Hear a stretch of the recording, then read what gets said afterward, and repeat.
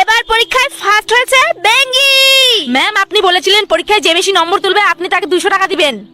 আরে ম্যাম আমিও তো বেশি নম্বর উঠাইছি, আমাকেও 200 টাকা দিন। বাচ্চারা আমার কাছে তো শুধু 200 টাকাটাই আছে। তাহলে ম্যাম আমাকে ওই 200 টাকাটা দিন, আমি পুতুল কিনবো। ম্যাম আমাকে 200 টাকাটা দিন, আমি ব্যাগ কিনবো। মারামারি কেন করছিস? এখানে আয়। তোরা একে অপরের ঘাড়ে হাত দে, যার মাথায় এই টেবিলে ঠেকবে সে আউট।